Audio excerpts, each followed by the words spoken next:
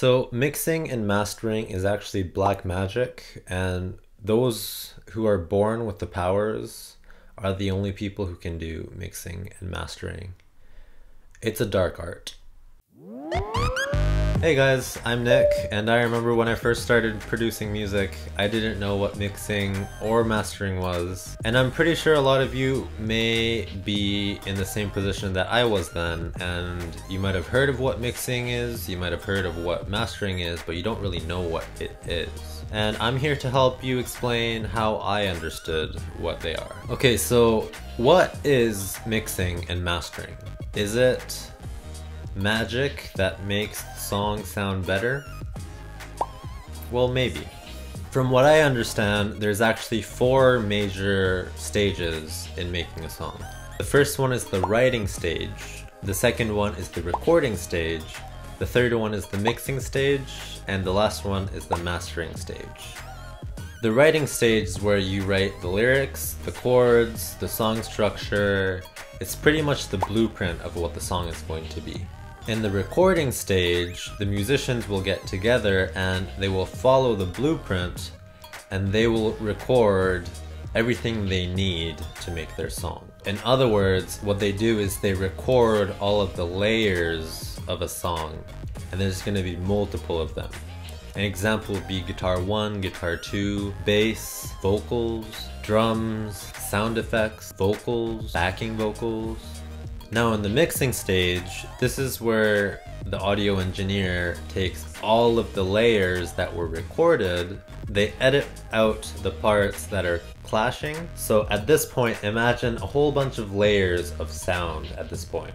Constant layers of sound. He's going to have to erase bit by bit the unneeded parts so that all the layers, they fall in between each other and then they become one single layer. So simply put, the mixing engineer, they will take all the layers that's been recorded and they edit it so that it's one layer of music. And finally, in the mastering stage, what they do is they get that last single layer of music and then they do a little dusting up, a little polishing up to make it sound a lot more clear. Ideally, you wouldn't even have to master it. The mixing stage will already have it so polished. But that's not always the case, so that's why there's a mastering engineer who takes out that final product, polishes it up to become perfect.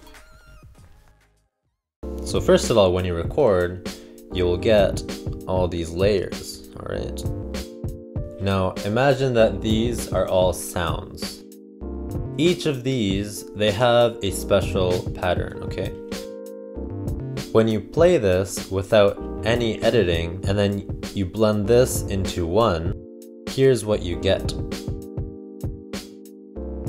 Pretty much a big jumbled mess. There's lines going across each other here, there's lines going across each other here, and you look at this and it looks very dirty. So now what the audio engineer would do, so let's draw an arrow going down here. So when an audio engineer takes these, he'll take the bass, he will leave the interesting part, and he will take out whatever else he doesn't need. Next with the guitar, and the same thing goes for the vocals. So here, the audio engineer, he edited all the parts that he doesn't need. He left the meat, the interesting parts of each layer, so that when that becomes one layer, the image comes out a lot clearer compared to this one here. This here is with no edits. This is what the audio engineer would do.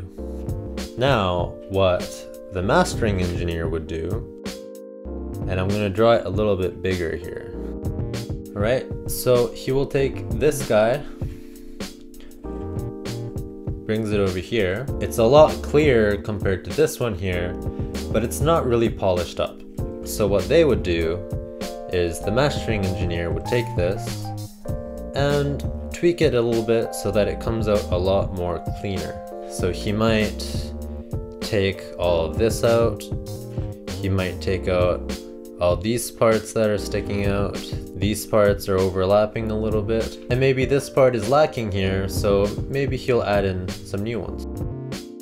So with all those small, tiny, very small adjustments, he gets a very clear image, compared to the first one where everything is just jumbled up together.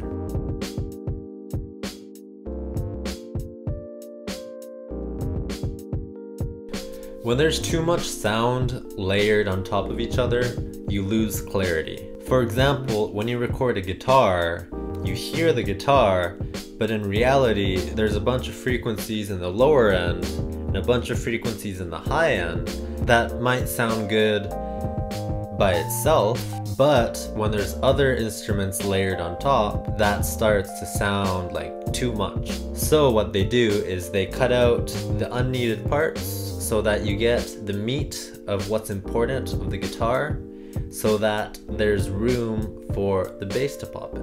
And remember that all speakers, they sound different. Some speakers might be lacking some bass and a little bit too tinny on the highs. And one of the biggest jobs of the mixing and mastering engineer is to have their song sound good and clear on the majority of speakers. For example, if the bass is boosted a little bit too much in a song, when you play it on bass heavy speakers, it's just not gonna sound good. So I know that I didn't understand when I was first starting out, so I hope this helped some of you out. I know this is really the big picture of things, and when you start going deeper into the details, the world of mixing and mastering is almost infinite. But that's pretty much what they do. So when they say you're mixing a song, it's the mix down. They take all the layers that are recorded and then they turn it into one. And what the mastering engineer does, they take that last one and they polish it up to make it sound better. Let me know if you guys knew what mixing and mastering was before. If this helped you out, definitely leave a thumbs up or subscribe. It's up to you. Or do both. Why not do both? So I hope you guys have a great day, or a great night, or a great morning. And I'll catch you guys later. Take care. Bye.